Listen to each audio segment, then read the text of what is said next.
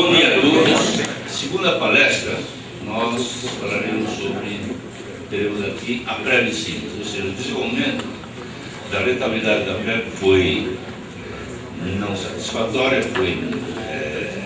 e nós tivemos, abrindo o site da pré-licença, você encontra lá o informativo de investimentos. Esse informativo de investimento, o último que foi colocado, sobre as razões do desenvolvimento negativo, está até junho. Então nós temos julho, agosto, setembro, outubro, são 4 meses depois. A única coisa que aparece dentro do site são os índices, né, de desenvolvimento das cotas, né?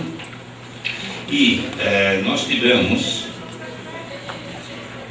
antes disso, deixa eu apresentar, dizer quem vai fazer a palestra. A palestra é feita pelo nosso presidente, que é o Roberto Ferraz, e nós temos também o novo diretor financeiro da Previsimus, que é o Marcelo Neves, que está ocupando o lugar do Vanderlei Lima, que estava antes, né? Aliás, fiquei agora sabendo que o Vanderlei saiu da Siemens, né? Há 2 semanas. Bom, mas sobre esse desenvolvimento, sempre considerando o mês anterior, nesse mês aí, em julho nós tivemos 1,03% positivo em relação ao mês anterior, em agosto 0,65% negativo, 65% negativo, e em setembro 1,07% positivo. Considerando o acumulado do ano até setembro, portanto 9 meses, o valor da cota, o desenvolvimento foi de 1,07% negativo, nós tivemos. Enquanto que a meta atuarial tinha sido fixada em 7,47%. Nesse mesmo período de 9 meses, o índice da renda variável, que é o IBRX, trouxe realmente negativo de 3,19%, enquanto que os índices de poupança, o CDI, os dois, tanto o índice de poupança como o CDI foram positivos. O CDI foi de 4,06% positivo e 5,62% positivo foi o CDI, a poupança 4,06%. Bem, dentro desse quadro, o que nós queremos saber, primeiro, as razões. Segundo, e o mais importante do que foi, o que vai ser. O que é que se espera e o que está sendo feito para poder reverter uma situação dessa. Então, com isso, eu passo a palavra para o Roberto. Bom dia, pessoal. Eu vou tirar o microfone, se for possível, eu prefiro, e se não for, eu volto com o microfone. A gente faz esse trabalho em parceria e apresentar e entregar esses documentos que são necessários para esses encaminhamentos jurídicos. Então, a Adriana que faz esse trabalho, desenvolveu e tudo isso, e a gente tem tido um sucesso relativamente grande. Vou fazer algumas observações no início dessas mudanças. Na verdade, esse aqui é um novo organograma. Então, nós tivemos a saída do Vanderlei, já estava prevista, a entrada do Marcelo. O Marcelo tem uma longa experiência na área previdenciária ligada a fundos de pensão, ele trabalhou em grandes entidades, Shell, Motorola, então ele está trazendo uma bagagem, ele veio do mercado e para agregar muito conhecimento para nós, e é isso que a gente espera, né? Desejo sucesso aqui para o Marcelo, e que ele pode nos ajudar efetivamente a tornar a Previsimus cada vez maior. Tivemos mais uma mudança na parte jurídica.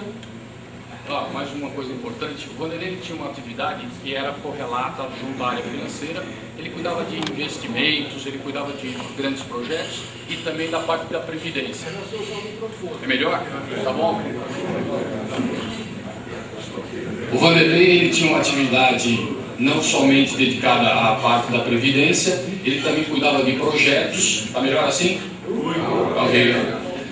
E aí, ele tinha uma parte do tempo dele que ele se dedicava a essas atividades. Então, com a vida do Marcelo, a gente também espera, ele só vai se dedicar à parte de previdência, isso também é um ganho para a Previsimus. A outra mudança que a gente tem é o caso do jurídico. O o Frank Lombardi, ele é o responsável pela área trabalhista dentro da Siemens. Antes nós tínhamos o Fábio, que era o diretor financeiro corporativo, e por uma série também de atividades ligadas à atividade principal dele, chegamos à conclusão que era melhor ter uma pessoa que estivesse mais próxima dessas atividades jurídicas da Previdência. Então, o Frank começou, acho que faz um mês exatamente, e ele vai estar junto conosco, também ligado à parte de Previdência. Bom, como que eu disse, a gente vai fazer essa apresentação seguindo as perguntas que foram passadas para nós antecipadamente. A gente vai começar com a parte de benefícios, algumas perguntas administrativas ligadas ao benefício recebido. Aí a Adriana vai fazer essa primeira parte, logo em seguida, no segundo momento, o Marcelo vamos expor o que aconteceu nesse ano.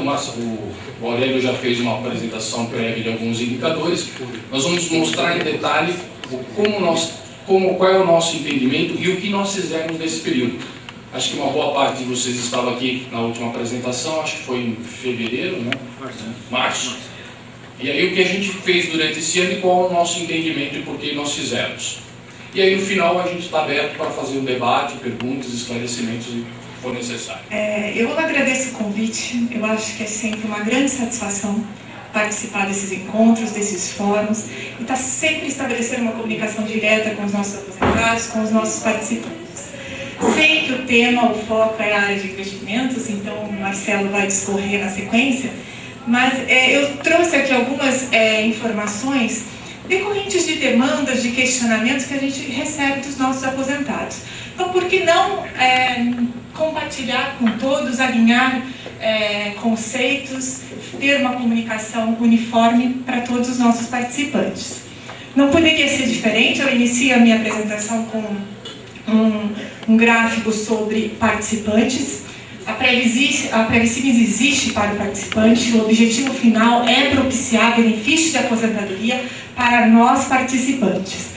Temos a nossa missão, sim, de tornar os investimentos cada vez melhores para arcar com esse compromisso, mas esse olhar importante e principal é o participante. Hoje nós temos aproximadamente 10.500 colaboradores nas empresas patrocinadoras do Grupo Siemens. Temos uma cobertura de quase 70%, esse último gráfico aqui mostra bem isso. 70% dos nossos colaboradores estão cobertos pelo plano da Previsimes. Tivemos, nos 2 últimos anos, uma redução de número de participantes e colaboradores, principalmente decorrente de reestruturações e reorganizações nas patrocinadoras.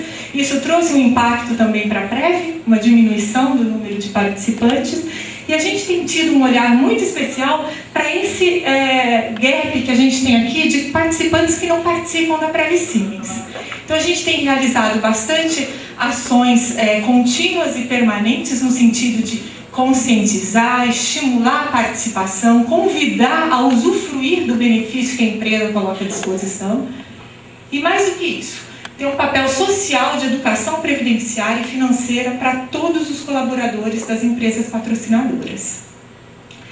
Sabemos que é um grupo diferente, é um grupo, sim, de colaboradores que têm salários mais baixos, e o que nos conforta é saber que esse grupo está, de certa forma, amparado pelo INSS.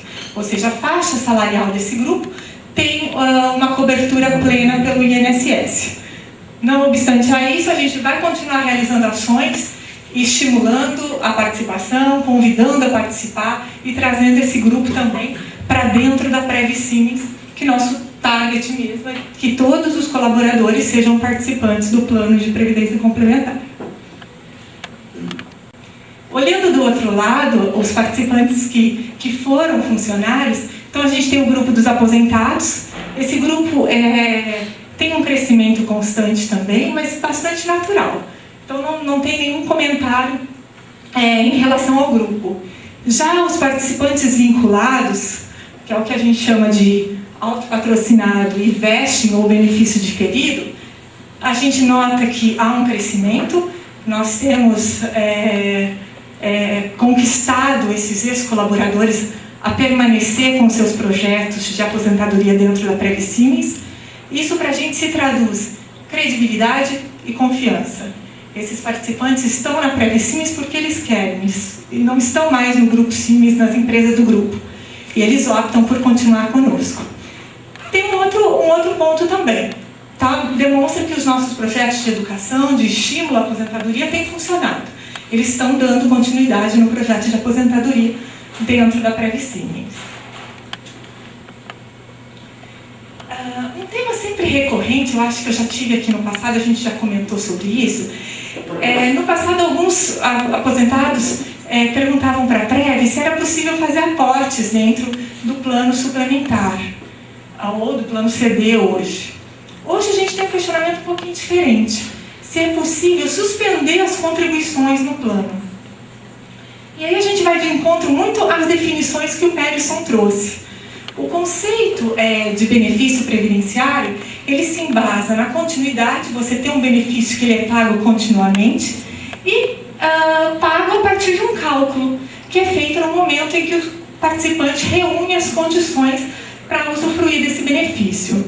Quando a gente fala em fazer aportes no plano, a gente fere um pouco esse conceito, porque a gente muda esse cálculo. E se eu for fazer um aporte, eu vou ter um cálculo diferente. Então é como se eu tivesse que fazer uma revisão a todo momento. E em bases de suspensão, também é a mesma coisa, fere aquele conceito de continuidade. É claro que o sistema tem mudado, e principalmente os planos CDs, né, de contribuição definida, como é o caso do plano suplementar, tem tido um olhar diferente. Mas ainda assim prevalece o caráter previdenciário. Então hoje a gente não tem no mercado a possibilidade ou um artifício para a gente poder mudar esses critérios. A gente está tentando sim, sempre em canal com o Previc, com a ABRAP, está sensibilizando sobre essa nova situação e essa nova demanda. E nós acreditamos que, tão logo a gente vê uma mudança nesse cenário, a gente vai poder comunicar aos nossos participantes que dá para fazer essa abertura nos planos CDs, né, ou suplementar. Em 2010, a gente fez uma alteração de regulamentar no regulamento do plano e a gente reduziu o percentual mínimo de resgate, vislumbrando mesmo esse cenário não tão favorável, de rentabilidades mais baixas. Então, a gente tentando aliar essa questão do resgate e da rentabilidade, a gente fez a primeira mudança, né, uma mudança em relação aos percentuais mínimos de resgate. E nesse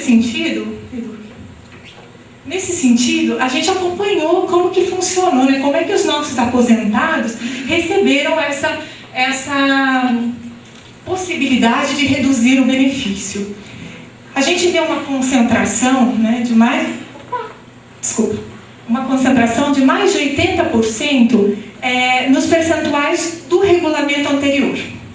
Então a gente vê aqui que os nossos participantes construíram um plano de aposentadoria ainda nas regras do regulamento anterior, o que eu acho extremamente natural. Então aquela pessoa que se aposentou lá atrás, na década de 90, ou no início, né, dos anos 2000, eles tinham esses percentuais disponíveis. E eles planejaram, construíram o seu projeto baseado nesses percentuais.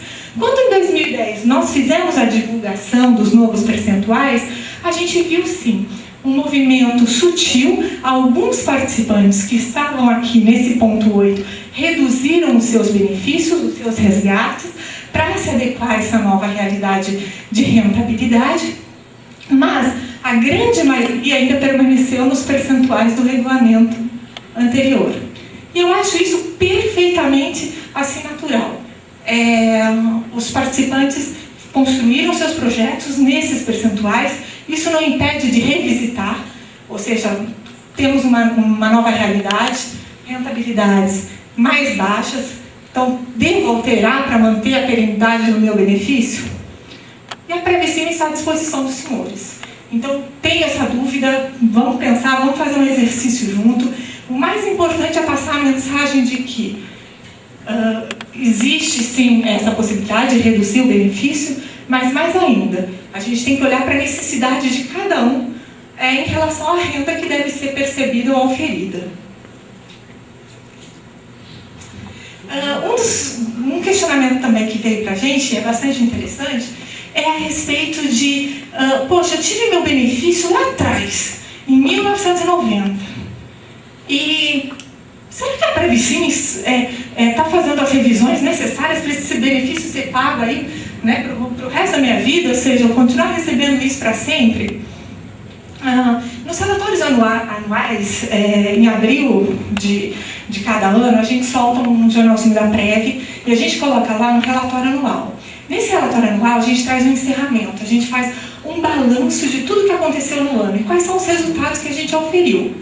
E a questão da avaliação atuarial, ela também é prevista e colocada nesse regulamento. Ou seja, a gente mostra como é que o plano está sendo calibrado. Então, imaginem, senhores, que a gente tem um atuário, que é um estatístico em previdência, e ele tem a função de analisar essa massa essa massa populacional, esse benefício que é oferido para o plano, que é colocado à disposição do participante, e se a gente tem recursos, patrimônio para honrar com esses compromissos. Então, nós fazemos essa calibragem anualmente. Ela é feita por um atuário externo, hoje é a Mercer. E o que eu posso garantir para os senhores é que a gente utiliza sempre as premissas adequadas ao mercado, mais ainda, aquelas previstas em lei. Então, existem critérios mínimos que a legislação exige e nós aplicamos isso dentro do nosso fundo, trazendo sempre a realidade mais próximo possível da nossa. E esse ano, em especial, a gente está fazendo um estudo de aderência dessas premissas atuariais, dessas hipóteses atuariais, para ver se essas premissas que a gente tem adotado, que já são premissas conservadoras, elas estão adequadas à nossa realidade, ao nosso público. Então, a gente tem um compromisso de, na próxima avaliação atuarial, estar revendo essas premissas e, se for necessário, a gente fazer alguma adequação, se for apontada alguma divergência com a nossa massa. Um outro tema que sempre vem à pauta também é que, além dos planos de benefício, a Previcimes também tem um plano administrativo. Ela tem um plano que a gente chama de gestão administrativa. Nada mais é que um plano que analisa ou gere os fluxos financeiros da Previcimes para manter a estrutura que nós temos hoje. Temos uma entidade de porte significativo, precisamos de recursos para gerir essa entidade, uma entidade desse tamanho, e aí a gente construiu esse plano justamente para ter uma base, uma estrutura para manter a perenidade administrativa desses planos de aposentadoria. Hoje, as nossas principais fontes de custeio previstas em regulamento é contribuição de patrocinador, de participante, reembolsos, resultados de investimentos, receitas administrativas, fundo administrativo e dotação inicial e doações. Para a Previcimes, em específico, a gente tem adotado as contribuições de patrocinadores, de participantes, que são o caso daqueles vinculados, resultados de investimento, ou seja, esse fundo administrativo ele é aplicado e traz um retorno que também se torna receita para a gente gerir e arcar com as nossas despesas. O último gráfico é justamente trazer essa tranquilidade. Assim como nos planos de benefício a gente visa e preza pelo equilíbrio técnico, aqui também. Esse é o objetivo, a gente casar a receita com as despesas. E a gente tem conseguido isso durante os anos. As nossas despesas aqui crescentes em função dessa complexidade da estrutura administrativa. Nós precisamos de recursos, nós precisamos de uma estrutura mais fortalecida e a gente tem feito as ações aí para ter essa estrutura. Por último, os principais pontos desse ano.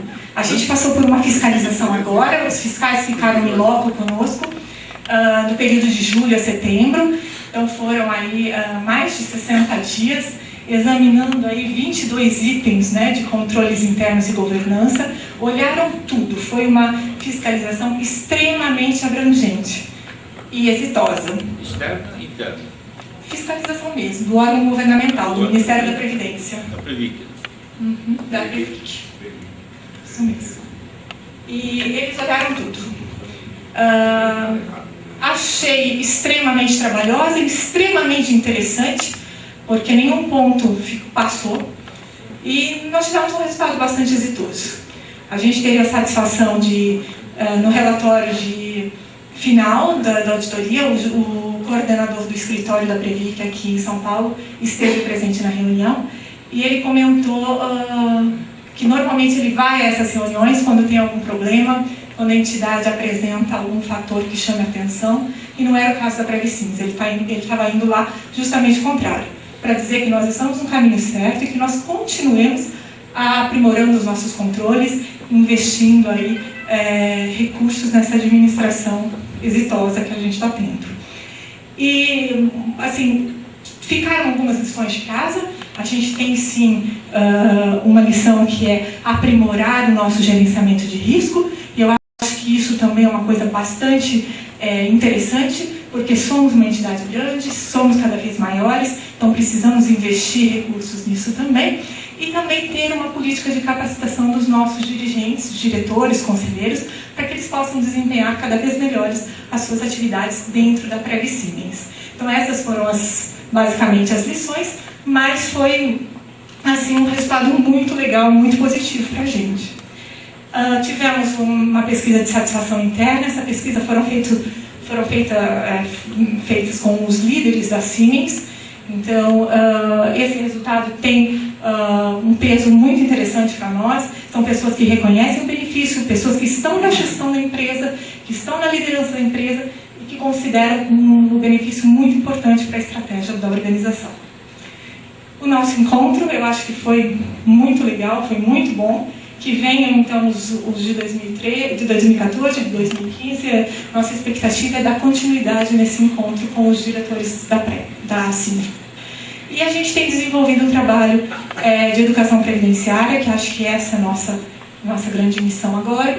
Conscientizar, sensibilizar todo mundo a participar e construir aí um plano de aposentadoria para o futuro. Por isso que eu queria passar.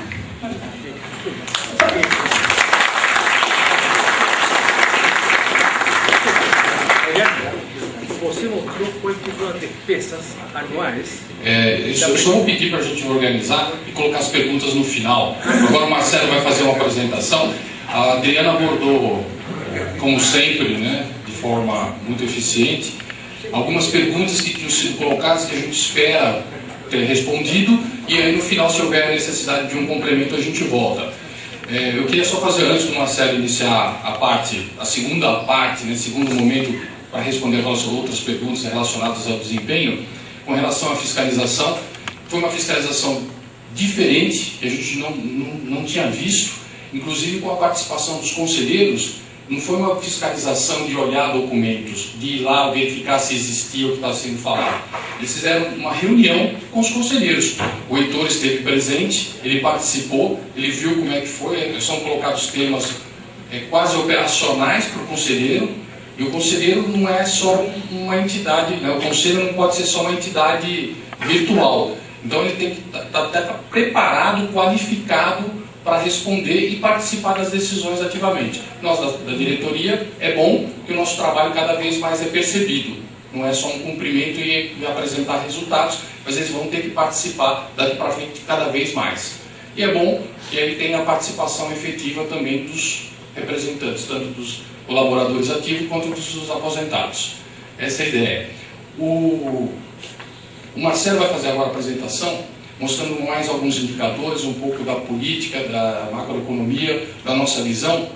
Mas eu queria lembrar um ponto, o seguinte: no começo desse ano, quando a gente veio apresentar, a gente fez uma observação, nem todos estavam aqui, nem todos também acho que lembram, a gente fez uma segregação dos ativos e dos benefícios. O que significa isso? Vou repetir para aqueles que ouviram e vou passar para aqueles que ainda não sabem. Na verdade, foi um trabalho de 2012, durante todo o período de 2012, nós fomos separando. Imagina pegar 1 bilhão e 200 milhões e falar assim, ó, cada centavo tem essa condição, e carimba. Todo o dinheiro que entra carimba-se. Todo o dinheiro que sai, carimba-se. É como se a gente tivesse duas entidades funcionando embaixo da mesma. Tudo que é o plano de benefício definido tem um critério. Tudo que é plano de contribuição definida, aquele que é o suplementar de um novo plano, a gente dá uma outra característica. Tem um ganho de controle, tem um ganho de eficiência, que a gente vai mostrar, e isso é transparência que a gente faz. Mostra por que aquele dinheiro está carimbado, qual que é a origem e qual que é o destino final. Então, quando a Adriana mostrou aquele cálculo atuarial, ele é focado no plano de benefício definido, que não tem nada a ver com rentabilidade para vocês. Ele tem um critério. Qual que é o critério? São aquelas premissas utilizadas pelo... O que é mais importante, se o atuário considera longevidade, rotatividade, taxa de juros, são outras premissas. E no caso do plano suplementar, o foco é performance, desempenho. E é isso que a gente vai abordar nesse momento agora. Legal, pessoal? Aí no final, aí a gente volta e esclarece as outras perguntas que tiverem. Marcelo, ok? Senhores, muito bom dia. Muito obrigado por essa oportunidade de estar aqui com vocês. E nessa difícil missão de fazer uma apresentação depois da apresentação da Adriana. Vai ser sempre um trabalho mais difícil, né? Antes de começar a apresentação, eu gostaria de fazer uma referência na realidade pessoal. Eu faço parte de uma associação de aposentados, né? De uma das empresas que eu trabalhei. Ao deixar a empresa, fazer um processo de transição profissional, eu fui agraciado com o título de membro dessa associação de aposentados. Então eu me dou uma liberdade de me colocar como colega de vocês também. Então eu sou membro da Associação de Aposentados da Shell, pelo qual fui agraciado pelo Manfred, que de lá é o presidente da associação. Se o senhor presidente tiver algum contato, contato com a associação, terei o prazer de fazê-lo. Bom, senhores, vou começar a nossa apresentação, a nossa conversa aqui, começando um pouco falando do que aconteceu em 2012 e por que eu estou fazendo essa referência. Aliás, um pequeno parênteses. Pode ser que eu não tenha resposta para todas as perguntas dos senhores, porque hoje estão fazendo exatamente 29 dias que eu cheguei na Siemens, né? Que eu tive a grata convite de vir trabalhar na Siemens. Já conheci o Roberto, nós já nos conhecemos antes do mercado, conheci a Adriana, o Eduardo, que eu já o encontrei lá também. E eu gostaria, inclusive, de agradecer ao Eduardo e à Ana Carolina, que foram quem prepararam essa apresentação que aqui eu farei nesse momento. Okay? Bom, retornando aqui ao nosso tema, então nós preparamos essa apresentação retornando a 2012. E por que nós estamos retornando a 2012? Pelo fato de que ano passado, talvez alguns dos senhores não lembrem, mas a rentabilidade do plano ela foi de 18%. Né? Então você saiu na rentabilidade de 18%, nós encerramos setembro acumulado esse ano com menos de 1%. Né? Então é uma diferença de rentabilidade que precisa, logicamente, ser explicada. Para isso eu tenho que me fazer uso qual era a conjuntura econômica em 2012, que gerou essa rentabilidade de 18% e, consequentemente, entrar dentro de 2012 para dizer, aí então nós podemos construir um raciocínio econômico lógico. Né? Bom, o que acontece em 2012? Nós temos uma mudança de perfil da dívida pública brasileira que ela vem se transformando nos últimos anos, desde 2003. Então a dívida líquida ela vem sendo, vis-à-vis do PIB, ela vem sendo reduzida, e uma clara substituição de letras financeiras do Tesouro, que são títulos pós-fixados. Eu vou utilizar aqui o termo da Selic, okay? Tem uma pequena diferença técnica, mas basicamente é a correção da Selic, okay? Que todo mundo conhece, enfim, sai no jornal, etc. Então essa dívida ela passa a ser atrelada, o governo passa a fazer o seu financiamento público através de um outro título chamado NTNB, Notas do Tesouro Nacional Série B. Esse título é um título indexado pela inflação mais uma taxa de juros. Essa taxa de juros ela vai variar de acordo com o vencimento desses papéis. Né? Papéis esses que vencem desde 1 ano até a 2050. Quanto maior o vencimento do papel, quanto mais longo for o vencimento, maior vai ser a taxa de juros. Tá?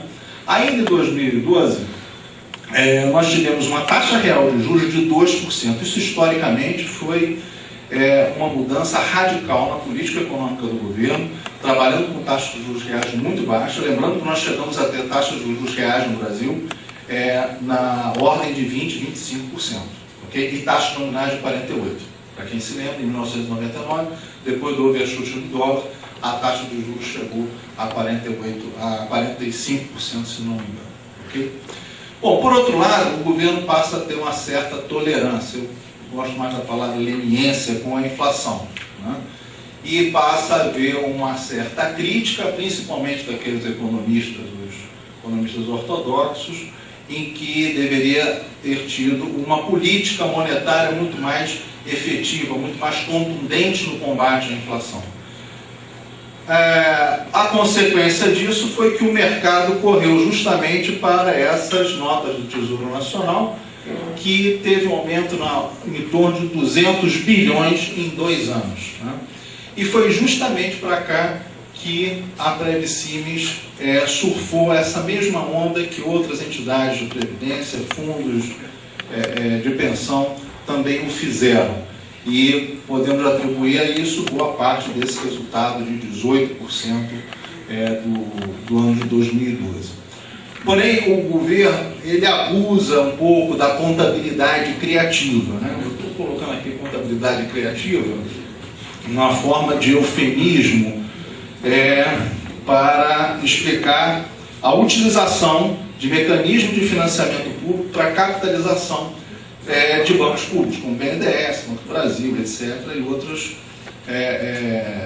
investimentos que o governo fez com títulos de investimento, que na realidade não foi computado como dívida líquida do governo. Tá? Logicamente, os stakeholders, os participantes do mercado internacional começam a olhar para o Brasil com uma certa desconfiança. Né? Bom, resultado foi que o PIB ele cresce 0,9%, menos de 1%. Né? O crescimento do PIB ainda tem uma explicação um pouco mais complexa que eu vou passar para o próximo slide. Eduardo, por favor. Bom, o que acontece no PIB? Né? O Produto Interno Bruto do Brasil, você vê que ele tem um movimento bastante volátil, lembrando que aqui em 2009 foi um reflexo do que aconteceu na crise do subprime em outubro de 2008, culminando com a quebra do Lehman Brothers, que gerou uma recessão no mercado internacional como um todo e veio se refletir no Brasil em 2009, apesar de toda a política contracíclica do governo. O que eu chamo de política contracíclica? É você tirar redução do IOF, tirar o IPI do carro zero, tirar o IPI da geladeira, da televisão de LED, para você poder incentivar o consumo. Isso se refletiu em 2010 com esse pico do Produto Interno Bruto chegando a 7% aproximadamente de crescimento do PIB. Logicamente, o Brasil não tem estrutura, e os senhores sabem muito bem disso, conhecem, leem jornais, para suportar um crescimento chinês. Né? Bom, adicionalmente, o modelo de crescimento brasileiro nos últimos anos, ele vem se baseando em algumas premissas. A primeira delas é a expansão do crédito, principalmente com crédito consignado. Né? Hoje mesmo tem uma matéria, se não me engano, no Valor Econômico, que fala sobre a expansão do crédito imobiliário. Né? Um outro ponto também que foi importante para o crescimento do PIB nesses anos foi a alta das commodities. Então, o Brasil surfou a onda do crescimento da China, demandando minério de ferro, demandando commodities agrícolas, minerais, etc. Adicionalmente, nós tivemos um aumento da renda, de fato, de acordo, quando você compara isso com o próprio câmbio. Não é uma conta muito difícil de fazer. Se nós voltarmos a 1999, o dólar a 1,20, e corrigirmos isso para a inflação, a gente vai chegar à conta aproximadamente do que seria o câmbio real hoje. Né? Então, essa sensação de riqueza aumenta o nível de importação de serviços de bens de consumo importados. Okay? o reflexo disso na economia vai ser que você tem uma redução na balança comercial, um aumento do consumo, um aumento do gasto do governo e uma redução uma redução de investimento necessário ao aumento da produtividade. Okay? Bom, o que acontece então em 2003? Já pintamos mais ou menos qual foi o nosso mosaico de 2012, o que acontece de janeiro de 2003 para cá? As especulações sobre o mercado de juros futuros e a magnitude do novo ciclo de alta. Ou seja, o governo ele precisa dar sinais de que ele tem o controle da inflação. Eu falei para vocês, há 2 slides anteriores, que o mercado estava abarrotado de NTNBs, notas do Tesouro Nacional CLBs, que eram títulos com um cupom de taxa de juros pré-fixadas, mais uma parcela de inflação. No momento em que você começa o mercado a desconfiar dessa política econômica do governo, priorizando o consumo e negligenciando o combate à inflação, o que sucede é que essa desconfiança vem se refletir em todos os mercados, em todos os outros papéis que nós vamos ver mais adiante. Mas, ainda aqui, renda variável. Mercado cético com relação à recuperação vigorosa da economia brasileira. Lembrando, quando eu falo mercado de renda variável, eu estou falando de ações. Tá? Em termos de ações, vale lembrar que a Bolsa brasileira, ela essencialmente é uma bolsa que ela depende de fluxo externo. Né? Só nós, internamente, investidor institucional, a pessoa física, nós não temos ou por cultura, ou você não tem o potencial necessário para fazer essa bolsa realmente andar. Né? A bolsa chegou, ano passado, vai ter 57 mil pontos aproximadamente, esse ano chegou a ter 49. Tá? E basicamente, quem foi que saiu da bolsa? Basicamente, você vai ter o estrangeiro saindo, pela desconfiança desses fatores macroeconômicos, agregados econômicos que eu passei para vocês. Okay? Bom, o discurso do presidente do FED. Como vocês sabem, a crise do subprime que originou nos Estados Unidos e que depois veio a ser um dos vetores que afetou a crise europeia, em função não só do subprime, mas também a questão da falta de uma política, de uma lei de responsabilidade fiscal, entre aspas, dentro da zona do euro, levou a crise europeia arrastando os chamados PIGs, né? Que era Portugal, Irlanda, Itália, Grécia e Espanha, né? Que foram os 4 países mais afetados. Bom, o governo americano ele já começa a sinalizar no meados de 2013 sobre a possibilidade de reduzir os estímulos monetários para combater essa crise que também ainda se arrasta nos Estados Unidos. Okay? Bom, isso faz com que os mercados emergentes eles comecem a perder atratividade em função de você buscar um mercado mais seguro, que seria o mercado americano, até porque eles estão dono da moeda global. Falta de confiança no país. Aqui eu vou voltar ao mesmo ponto anterior, né? É o reflexo que nós temos na falta de confiança no país, de você não ter o capital estrangeiro entrando em bolsa brasileira, comprando ativos brasileiros, né? Um ponto que eu coloquei aqui, também dentro do contexto econômico, mas é um risco político, eu digo até político / extraordinário, foram as manifestações que colocaram em risco no Brasil, no radar dos investidores. E por que que isso vem se refletindo de forma tão evidente? Tá? Eu me arrisco a dizer que nós temos hoje uma musculatura política hoje no país muito enfraquecida, que qualquer discussão que você vai levar isso para as ruas, até a história do cachorro, do instituto lá do cachorro, acabou em pancadaria e no final das contas teve cachorro sendo vendido pela internet, né? Então, essa fragilidade, essa cartilagem política nossa do país está tão desgastada que hoje qualquer discussão ela acaba em quebradeira, em quebra de agência, em depredação do patrimônio público e privado, né? Logicamente, o estrangeiro, o capital estrangeiro está olhando esse como risco do Brasil também. Crise de credibilidade.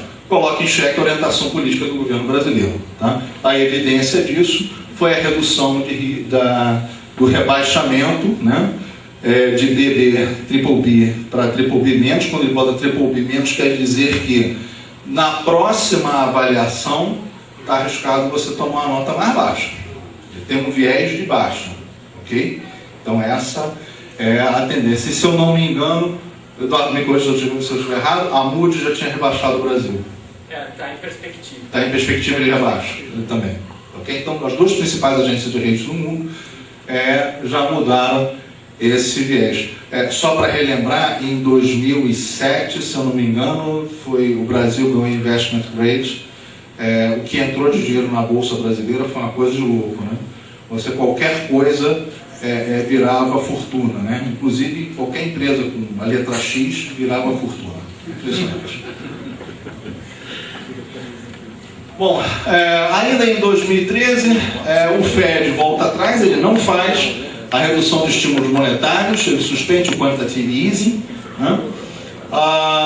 Postergando então para o início de 2014, final de 2013, a rediscussão sobre o orçamento da dívida pública americana, o que deu um sobrefôlego para o mercado. Okay?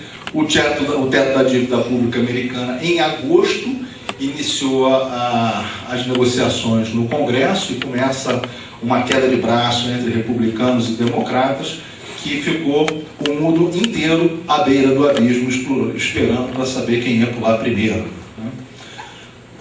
E, por final, para encerrar a questão de 2013, nós trouxemos aqui as datas de cada uma das reuniões do Copom e o aumento da Selic, que ela começa em 16 de janeiro, foi a primeira reunião do Copom. Ele manteve a taxa de juros. Só fazendo uma reflexão, lembram o penúltimo slide que eu mostrei, que falava sobre a desconfiança do mercado com relação à austeridade da política monetária brasileira.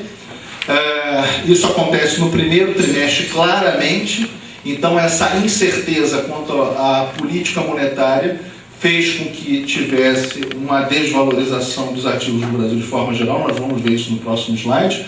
E o governo começa, então, timidamente, em abril, fazer o primeiro aumento da Selic com 25 basis points. E daí para cima, cada reunião, 50 basis points. Só para antecipar para vocês, já houve uma reunião do Copom, a última, a Selic já está em 9,5% e a expectativa, segundo Focus e os nossos gestores, para 10% no final do ano. Estou correto? O Eduardo está aqui para não me deixar mentir sozinho. Bom, o que nós fizemos nessa história toda, né? Eu me coloco junto nessa história do nós fizemos, que enfim, em setembro eu não estava aqui, mas eu assumo junto, né? Nós tivemos o nosso portfólio aqui, IMAB, IMAS, IBX e empréstimos e outros ativos. Tá?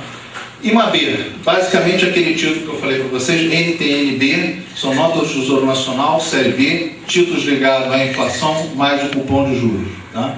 Então, essa era a nossa exposição no início do ano, 51%. Ok? IMAS, fazer um nome mais simples que todo mundo conhece, Selic. Tá? É quase igual. Tá? A gente pode adotar aqui, para entendimento nosso, que é Selic. O IBX. IBX é o primo mais velho do Ibovespa. Né? O Ibovespa é um conjunto de 36 ações mais líquidas, mais negociadas no mercado, e o IBX tem um pouco mais do que 100 ações.